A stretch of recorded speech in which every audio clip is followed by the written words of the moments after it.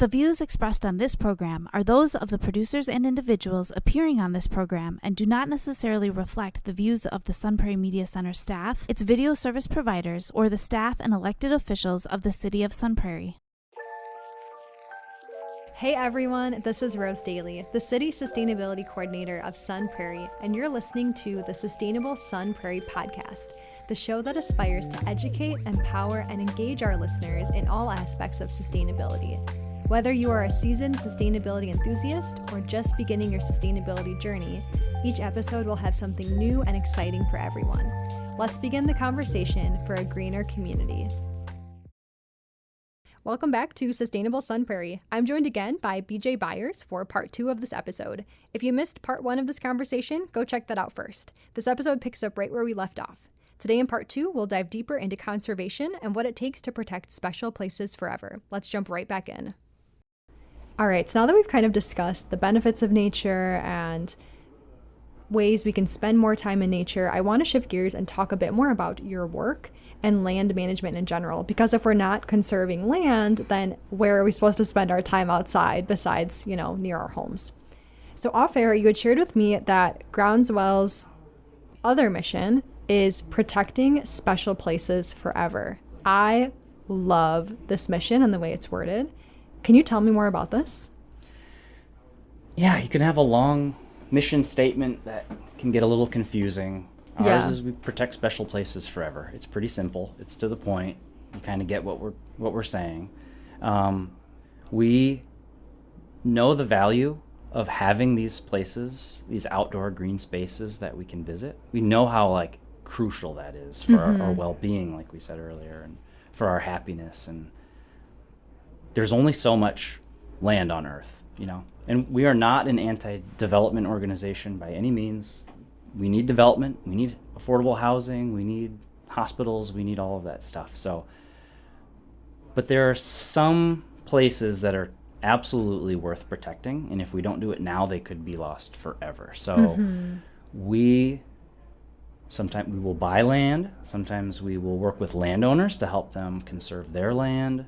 And then on those properties, we do restoration too. So we're not just owning properties, but we're actually restoring the land, removing the invasive species, and planting the native plants that create more diversity. And That's awesome.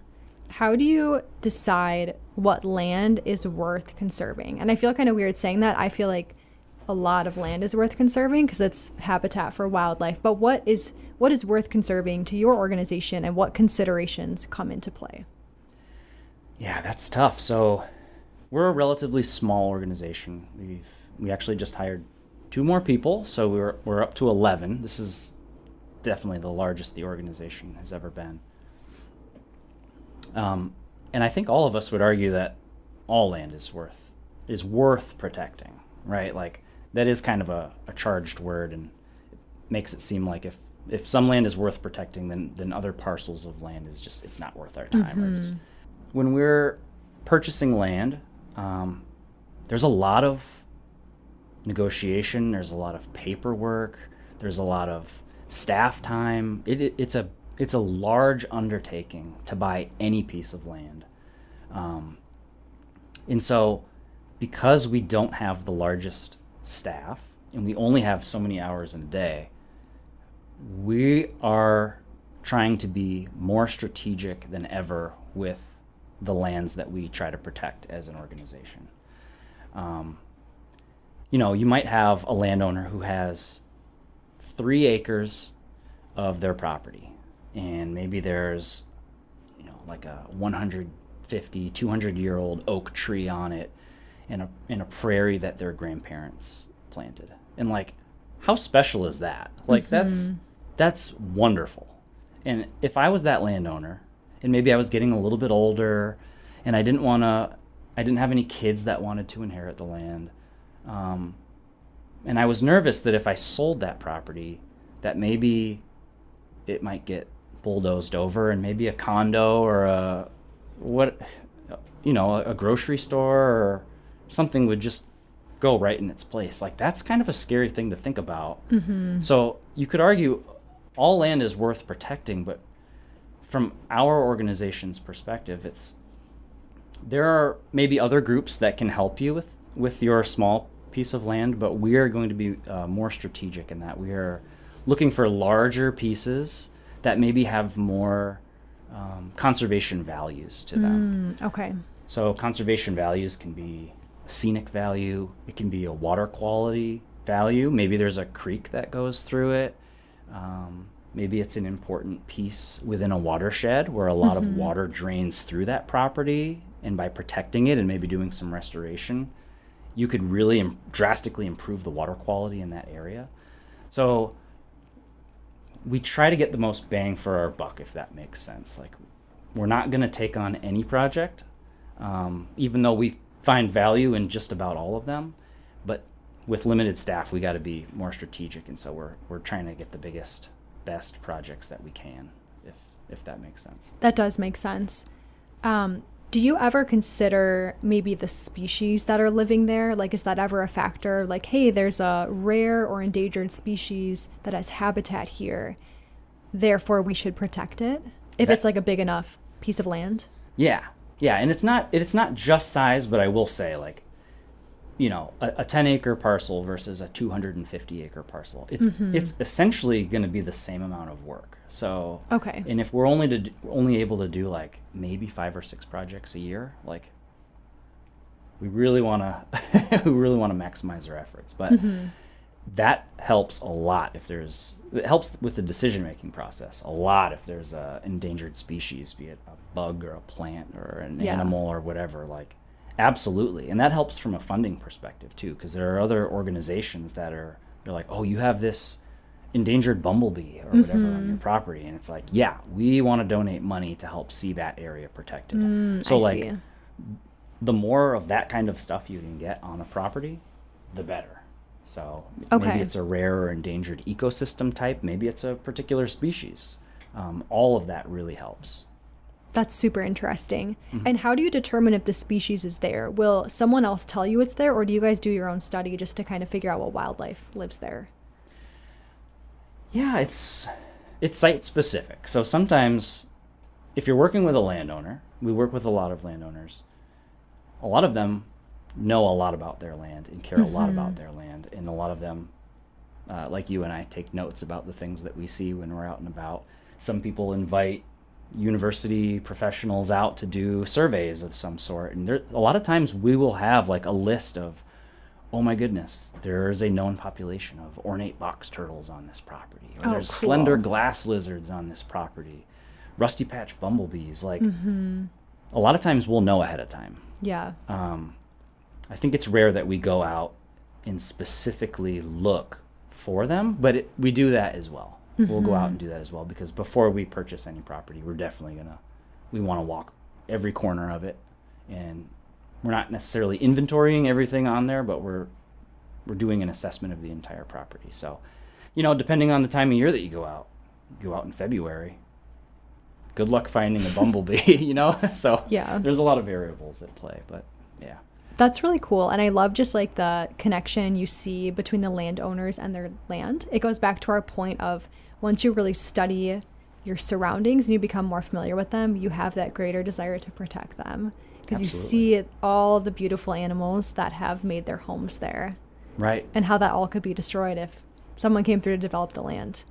Yep. And we work with some of the best landowners, and they're the most passionate people, especially about their land, and they have the most knowledge of it, their most emotional attachment to it. So it's wonderful seeing that. And I don't know.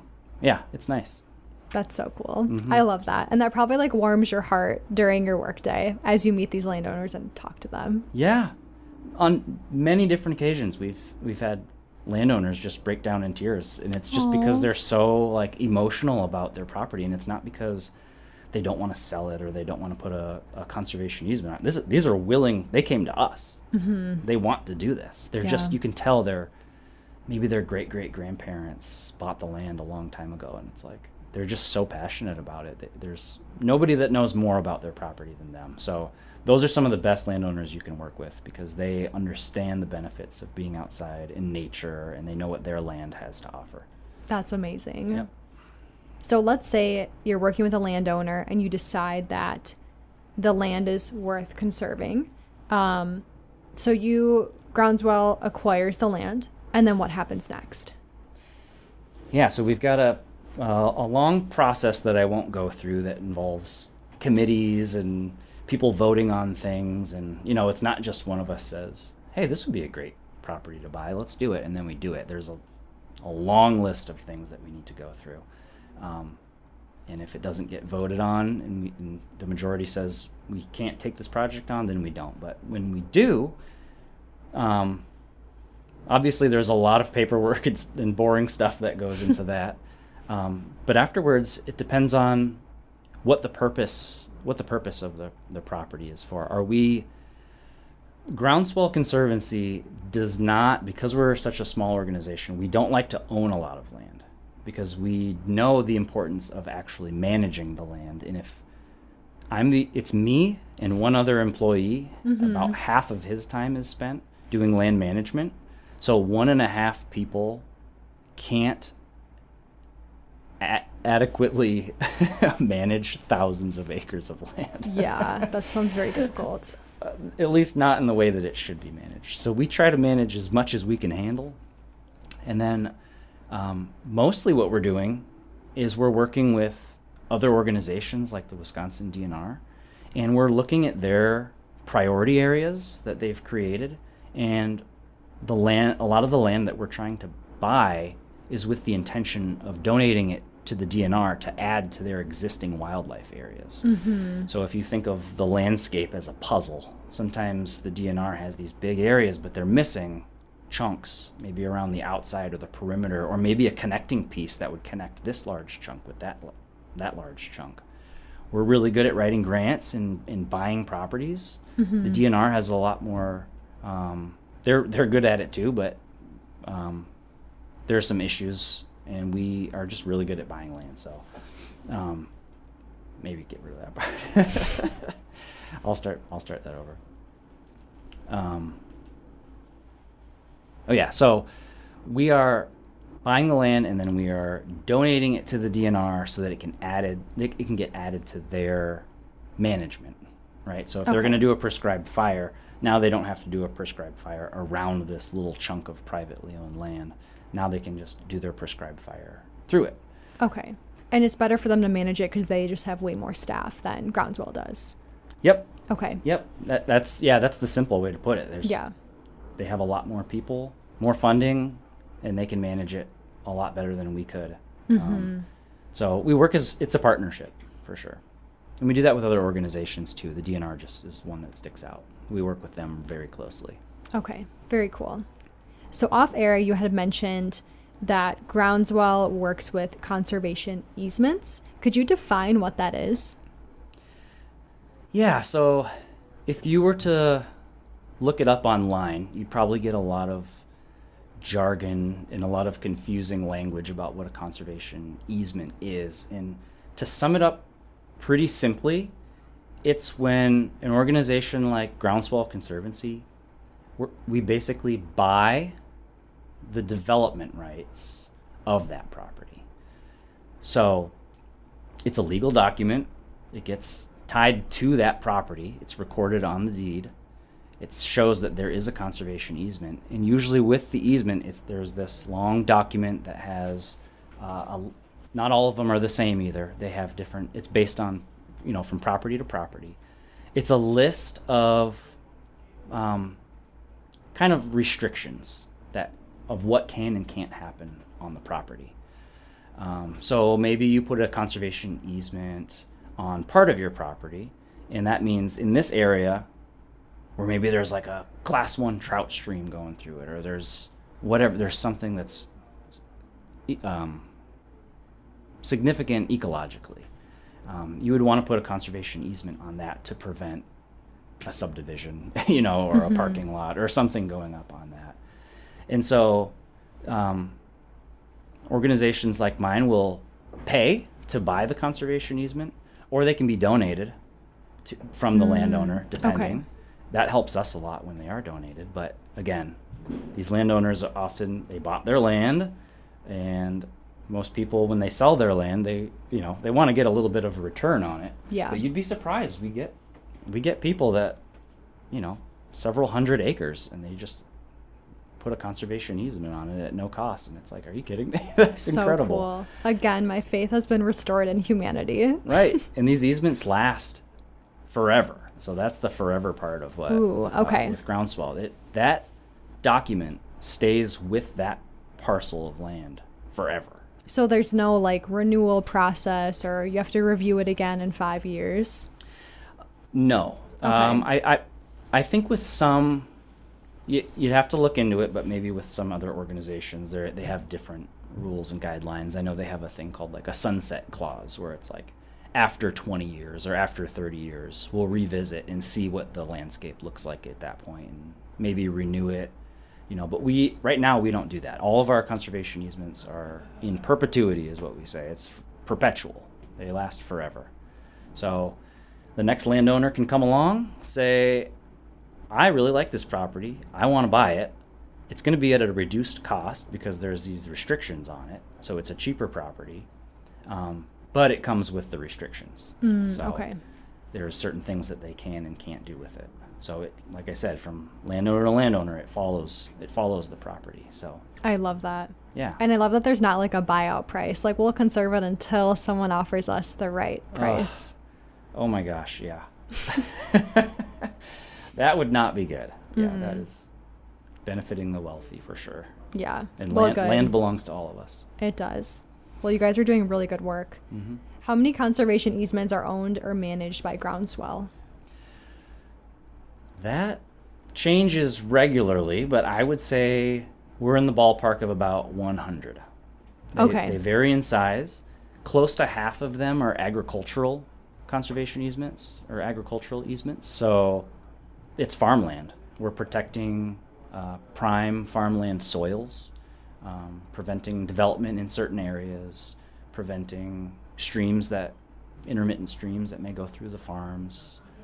We do a lot of work in Black Earth Creek, where there's farming all along Black Earth Creek. And it's important to conserve these farms.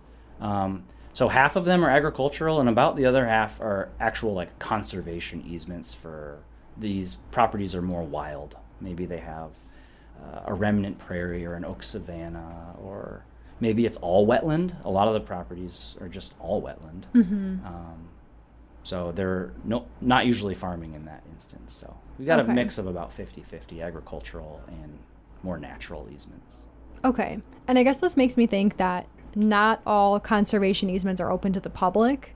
Right. Yeah, and at least if you're looking at a Groundswell Conservancy easement, you can see it on our website. We have a project map which shows you all of the project boundaries on a satellite image, and you can click on it and it'll say if it's open to the public or not. But because a lot of these are privately owned and these landowners put the conservation easement on their property, all that does is it's preventing certain things from happening to that land in the future. I think a lot of people think that if it's an easement, then that's a public right that you now get to access Yeah. that. And there's public easements like that. There's, fishing easements where you can walk along the creeks and stuff like that. But a lot of our easements are still privately owned and probably will be public or privately owned forever. So Okay. definitely check before going on land, because you might be trespassing. Okay. That is really good to know. Yep. And I think that it's really important to have some conservation easements that are strictly just for the wildlife without human interaction, because sometimes we mess things up when we come through. A lot of times, yep. Yeah. So it's good to have, some areas that aren't. And that's not to say in the future they will never be open to the public. Sometimes that happens too. Yeah. Sometimes you get a really great landowner who's just like, I would love to see this portion of my property be a part of the Ice Age Trail. Or Yeah. something. It would be the perfect spot. Right. Work with another nonprofit like the Ice Age Trail and donate some land to them and open it to the public. So you never know. Just because it's private now doesn't mean it'll be private forever. So. Okay, that's good to know. Yep. So earlier you had mentioned the example of the landowner who has maybe 3 acres of prairie that their great-grandparents bought years ago, and that land's really important to them, and they may call you up and ask if they can have a conservation easement on that property. I'm just curious, how often do you receive phone calls like this? Oh boy, I was just talking about this week. I'm not in the office a lot, so I don't field a lot of the phone calls, but I have heard from our staff that it's about one a week. Wow. About one a Okay. week. And I think that's for both buying land and for easements, so it's a mixture of the two. But about one a week. And if we're doing, it depends. Some years the turnover is very fast, and we can do a lot of easements and buy a lot of land and donate it to the DNR. And sometimes we have projects that sometimes take 5, 6, 7 years. So to get a project inquiry each week, it really reiterates the fact that, like, we need to be super strategic with the projects that we take on. We would love to take on every single person's property project and just protect it forever. But realistically, we just can't do that. But there are other nonprofits. We're not the only one. Groundswell Conservancy is just one of many in the land trust community. So depending on where you live, find the local land trust near you and see if they can help out. Okay, very cool. To close out the episode, I want to talk a bit more about some of Groundswell's work in action. Would you be willing to walk us through one of your most successful land management projects and maybe sharing the top benefits that came out of that project? Yeah, sure. Oh boy, I feel like since I'm in Sun Prairie, I need to mention Patrick Marsh. I'm sure there are some Patrick Marsh listeners in here that probably volunteer with me. Shout out to those people. Patrick Marsh is great. We've been doing a lot of work. We've got oak savanna. We've got agricultural fields that we've planted to prairie. 4 years ago, we worked with the middle school there and got, I think, over 300 middle schoolers out to help us plant 25 acres of prairie right next to their school, like immediately adjacent to their school. And it was chaos. I think it was in January, so it was really cold, and there was like some kids in like t-shirts, and we're like, "What are you doing?" And we're just out there with paper bags, hand tossing seed throughout 25 acres. Wow! And an acre is roughly the same size as a full-size football field. So 25 of those next to each other, like that was incredible. For Patrick Marsh, that's probably. I'm gonna talk about 2 projects if that's okay. Go for it. I feel like I couldn't abandon Patrick Marsh. So yeah, we do a lot of great work there, and the support from the community that we get is amazing. My outdoor volunteers, shout out. But I think to change topic over to our other preserve, Westport Prairie near Wanakee, that place is amazing, just like Patrick Marsh. Right in the very middle, it's about 220 plus acres. And most of it is in agriculture. We bought all of this agricultural land with the intention of planting it all back to what it once was, which was part of the Empire Prairie. Oh, cool. The Empire Prairie was this prairie that was like, I think there are estimates of it being over 150,000, 200,000 acres, covering parts of northern Dane and southern Columbia counties. Like, this was a massive prairie. And we have remnants of that prairie. There, if you go to certain parts within Dane County, you can find these. They're usually steep, they're usually rocky, places where you can't farm. It's incredible that we have these relics, because if we didn't have these steep, rocky places, they would have just been plowed over and we would have never known, what would have been there. Yeah. But because they're not easily farmed and it's not easy to put a house on top of a rocky hill like that, we have a glimpse into the past. And so what we're trying to do is we're collecting a bunch of seed from these remnant prairies, and we're planting the 200 acres or so of agricultural fields that we have purchased over the last 15 or so years. we're planting it all back to prairie. So we're making an enormous public wildlife area that's going to have some trails going through it. You know, right now there's a kiosk. There's not many trails. We're still in the process of planting it all. Because we're doing it by hand. It takes a long time. Yeah. But I think within the next 6 or 7 years, it'll all be planted. And that there is like, that is an accomplishment. I am super proud of that property and the history that's gone, the history that comes with it.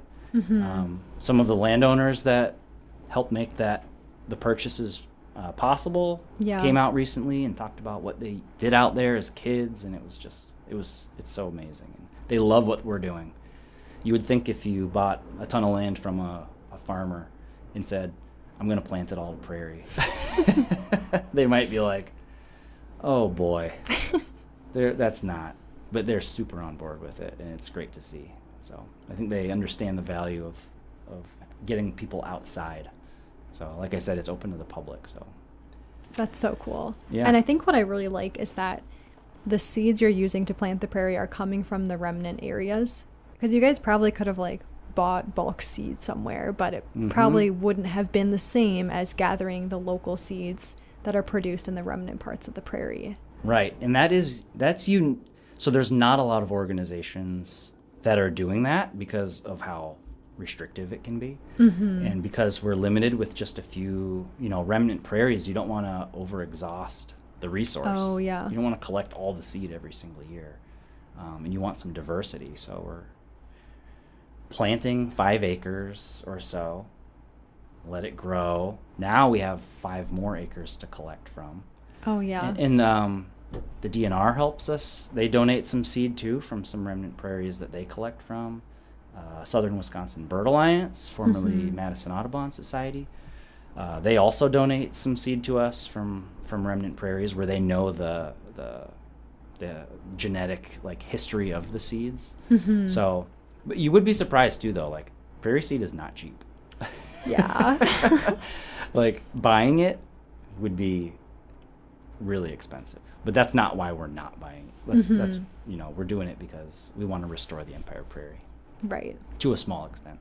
That's so cool. And I love the name of the prairie, Empire Prairie. Yeah. And the fact that it's so large. This is going to be so cool. And I'm excited to see all the wildlife that's going to come back to habitate that area. It's going to be so cool. Yeah. I will be out there so I live far away, but when I move out here, I'm going to come volunteer and help you guys. Oh, you totally should. Yeah. It just sounds like such a cool experience. And then you can check that box of getting your hour or 2 in nature for the week. Yeah.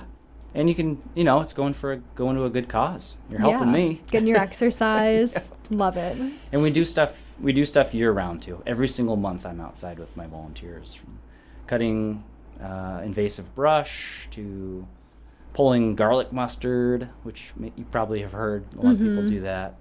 Sometimes picking up trash. There's seed collection. And then every January we plant prairie. So come out with us. I think this last January we had over 40 people come out, and we were all just walking through a harvested soybean field, just tossing prairie seed on the ground. It was so fun. And then we wrapped it up with some hot chocolate and some Kringle. It was great. I love that. That sounds like the perfect day. Yeah. Very cool. Well, is there anything else you would like to share with the listeners? Yeah, like Rose said, come out, volunteer if you want. Go to our website, groundswellconservancy.org. We've got an outdoor volunteering page. You can put your email in there, and I'll send you a once-a-month email to let you know what sort of opportunities are available. Yeah. And for people not living in Dane County, do you recommend they reach out to their local land trust? Oh, absolutely. Okay. Yeah, like I said, we're one of many. There are so many organizations that do such good work, and yeah, we just cover Dane County and some of the surrounding counties. So for sure, Google the county that you live in or the city and type in land trust or conservancy, and I guarantee you'll find someone that you can reach out to do some volunteer work, get outside, do your community engagement, and also just get outside. Yep, agreed. Yeah, schedule in that outdoor time, and remember, 120 minutes and more will bring you like peak happiness. Peak happiness. You'll plateau at 3 to 5 hours. So yeah. if you love science, keep that in mind when you're outside. All right. Well, BJ, thank you so much for your time today. This has been such a delightful conversation. And I appreciate you sharing all of your wisdom and knowledge with us about nature and land conservation. Yeah, absolutely. Thanks for having me. This was fun. Thanks. Bye, everyone.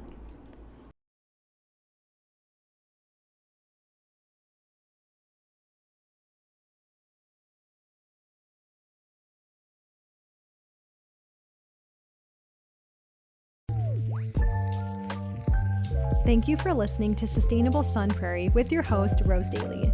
I hope you enjoyed this episode and uncovered something new about sustainability. As always, you can subscribe to our podcast and listen anytime on Spotify, Apple Podcast, Google Podcast, and you can listen live on 103.5 FM The Sun, WLSP-LP, and on demand on the Sun Prairie Media Center app. For links and resources mentioned in this episode, as well as our contact info, please visit the show notes. Thanks again, and I'll see you next time.